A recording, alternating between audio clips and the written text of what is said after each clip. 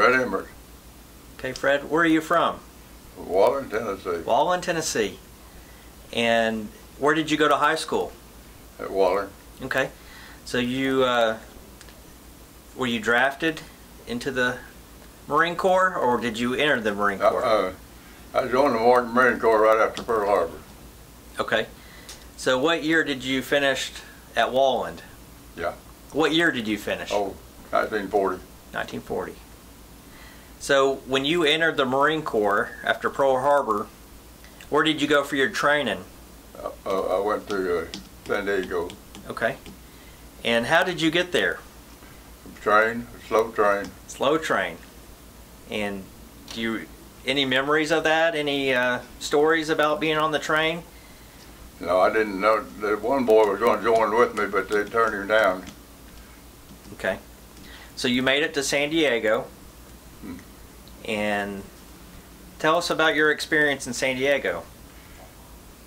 Well, we went down, that's where we went to Liberty. We stayed that there was a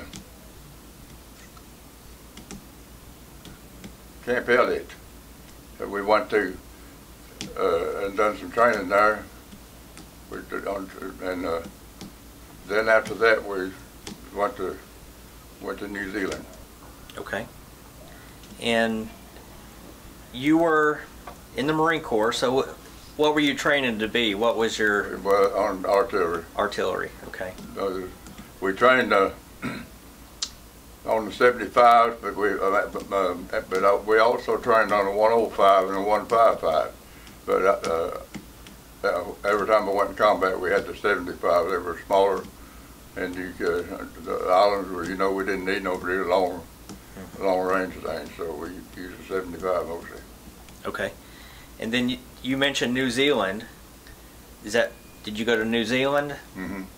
Well, before that we went to New Caledonia for a short time. Okay. Stopped off there. They had a bunch of boys had diarrhea in it. We stopped off there for a little while, but then we went on to New Zealand. Okay, so you were on a ship going to New Zealand. Tell us about being on that ship. Huh? Tell us about being on that ship. Being on a ship? Well, it was an old Merchant Marine ship, what it was. I've been on other ships, the food was all real good. Now this was about the worst that we'd ever had. There's too many people on it for one thing. Okay. And it wasn't all that great. Okay. So you make bathroom just a kind of a platform thing off when it had salt water. Didn't have a bathroom where you go down to take a hot shower yet. We used the cold water. Okay. But that's it. They used just everything they could find to use back then to transfer boys with, They had a whole bunch of Marines and a bunch of sailors too on it at the same time. Wow. So you ended up in New Zealand, and what tell us about New Zealand? Were you training there, or you? Oh yeah, we trained there. Yeah, New Zealand is an awful pretty country, and I like the people were real nice too, and I like New Zealand. Okay. We trained there, and then we went to. We were close to Wellington. That's where we were on Liberty, but we went to the other there.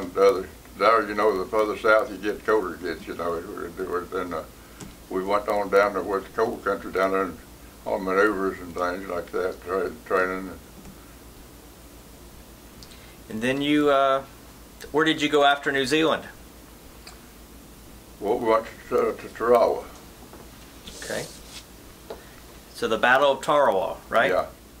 But they always, before we left the ship, they'd always tell us there'd be no prisoners taken.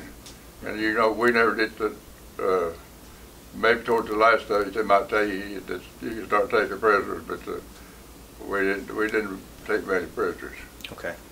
Really. Was the Battle of Tarawa pretty intense?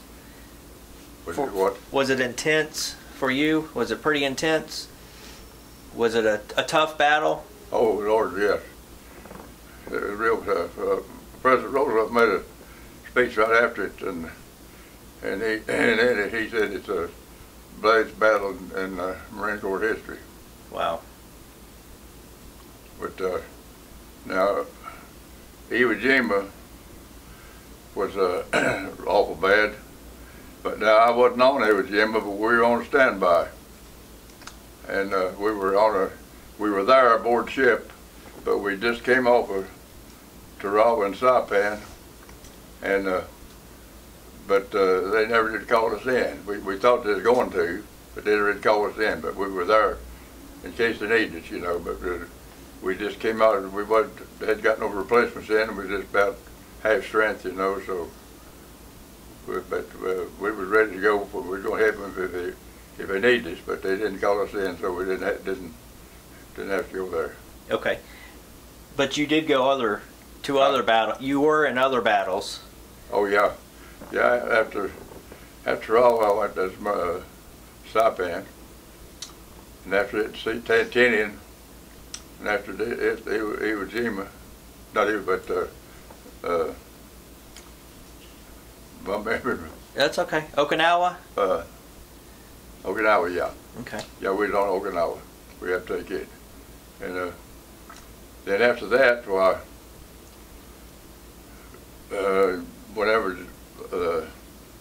Japan gave up, we thought we was going to get to go home, you know. We was getting all kind of excited, and they come along and told us that we had 8 hours to be at the dock. We were going to Japan for occupation duty. So wow. we went to Japan. Wow. So you were in a lot of tough battles with the you were in a lot of tough battles in the Marine Corps. Yeah. And yeah, we did some tough ones. Tarawa and Saipan was worse than Tinian wasn't bad because they kind of pulled the right where the ideal place to land was what they made out like we were going to land there. They pulled the ship up there like we were going to land. Let them get all our equipment, everything there, you know. And but as far as that land, they had demolition crews cleaning the place off down there right before you didn't think you was going to land, you know. Well, then we just pulled the ship around there, and we got off and landed there. And they didn't hardly have time to get down there, so we didn't have much trouble there. But they did that night. They landed in. A bunch of them tried to land in behind us, but and come in. Some of them got through, but the Navy took care of most of them. But there wasn't many got through to wow. try to get behind us. But wow. When you were in the Marine Corps, were you able to correspond back home with family? What? Were you able to write letters back home, or did you ever receive letters? I wrote letters to Mom all the time. Yeah. When I could.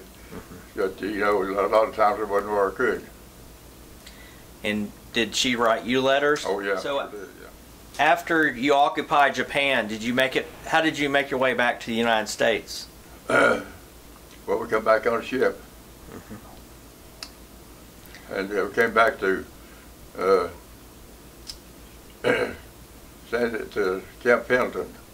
Okay. And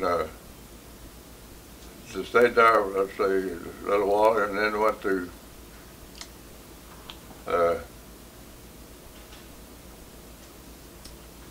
we had caught a slow train back to Camp Lejeune. Okay. And that's where I discharged at. And then, when you were discharged, what was it like to you, knowing that we won World War II? What did it feel like? Well, it felt good to be discharged, but they told us before we left there that we could wear a uniform home, but just as soon as we got home, we had to pull it off and get that we wasn't in the Marine Corps no more. So I just wore mine home and found that's some old clothes I'd had before. And nobody ever seen me in my uniform. Nobody back home. No. Never get to discharge, furlough. Are there any stories or any stories that you remember from being in the Marine Corps that you want to share? Well, now there's boys that, 2 boys that I graduated with was in the Marine Corps, and they was in my division. Now over in New Zealand, why, I run into one of them over there, but he's different. He was 8th Marines, I was 2nd Marines. But I recognized him and hollered, and we spent a lot of time together. And then I run into another one that was in 6th Marines, and I spent some time with him. But they both all made it back there. They didn't. Okay, good. Did you have a lot of friends that were killed in action? Oh, yeah. Yeah, a lot of them. In fact, my wife's brother was killed in Germany. Wow. Her oldest brother. Where was he from? Waller. Okay. What was his name? Burles Mars. Mars. Okay. His name's on that. The memorial. Yeah. Okay.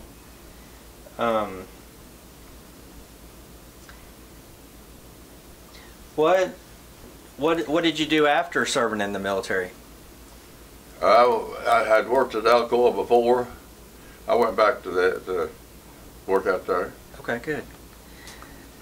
Did you have any brothers that also served? Any family? Well, my oldest brother was in the Army, but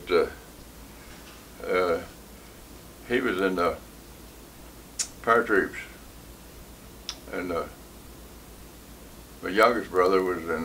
He was well, he wasn't in. He's never been in no combat, I don't think. But anyway, he was in the Army for a little while. I don't think he ever. Okay. And you're 94 years old. 94. 94. Yeah. And what is it like today? Huh? How does it feel today, knowing that you're World War II veteran? And I feel good. Yeah. Do a lot of people thank you and shake your hand? Oh, yeah. Yeah, a lot of them do. Yeah, I take a baby aspirin. That's all the medicine I take. So you're fairly healthy then. One little aspirin a day. That's true. And I get up early in the morning. I ride a bicycle. I got one of the stationary bikes. I ride it an hour in the morning and an hour at night. Wow, that's amazing. But, 94 years old. Yeah. My knees, Bob, I think that helps me a lot because I got arthritis in my knees, but I believe that exercise helps me. Wow. So you grew up in Walland and fought all over in the Pacific, and now you're back in Blount County. Yeah. Yeah, I've been at Walland all the time, except I was laid off one time for about 6.5 years, and I left and got a job at North Carolina at DuPont plant. I was over there 6.5 years. 2 of my daughters were born over there. Okay. Wow. Well, Fred, we are very proud of you, and just want to thank you for doing this interview today. So thank you.